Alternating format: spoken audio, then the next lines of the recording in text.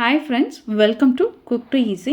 ఈరోజు మనం చూడబోతున్న రెసిపీ కొత్తిమీర రైస్ ఎలా చేసుకోవాలనేది చూడబోతున్నామండి. చాలా ఈజీగా చేసుకోవచ్చు, చాలా హెల్తీ కూడా. రండి ఎలా చేస్తామనేది చూస్తాం.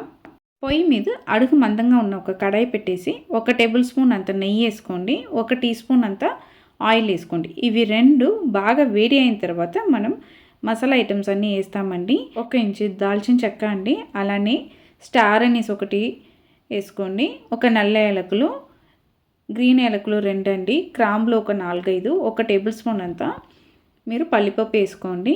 మీరు ఇష్టపడితే పల్లిపప్పుతో పాటు జీడిపప్పు కూడా వేసి వీటిని బాగా వేపుకోండి.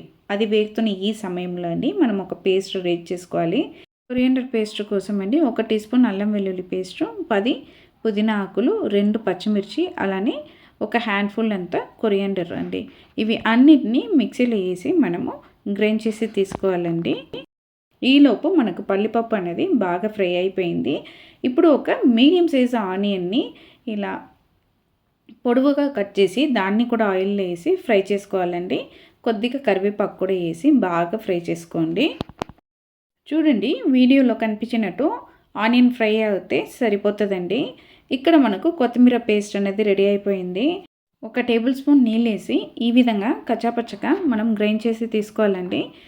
ఈ పేస్ట్ని వేసి దీంతోపాటు ఈ కొత్తిమీర రైస్కు సరిపడా ఉప్పు కూడా వేసి ఒక 10 సెకండ్స్ పాటు దీన్ని ఫ్రై చేసుకోవాలి. ఇలా ఫ్రై చేసుకున్న వెంటనే మనం తీసి పెట్టుకున్న 2 కప్ అంతా కుక్డ్ రైస్ని వేసుకోవాలండి.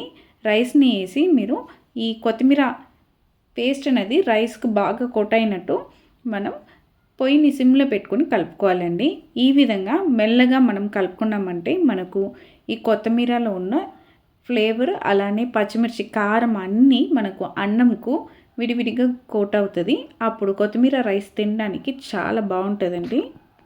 ఈ కొత్తిమీర రైస్ ఈ విధంగా కలిపిన తర్వాత అండి మనము ఒక పావు నిమ్మకాయని ఇలా పిండేసి మనం బాగా కలుపుకోవాలండి. ఎందుకు నిమ్మకాయ జ్యూస్ అనేది ఇక్కడ పిండుతున్నామంటే మనకి ఈ కొత్తిమీర కలర్ అనేది మారకుండా ఉంటుంది.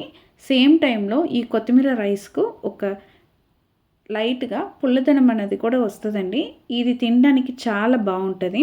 మరీ ఎక్కువ మనము లెమన్ జ్యూస్ అనేది వేయకూడదండి. పావు లెమన్ని మనం పిండితే సరిపోతుంది.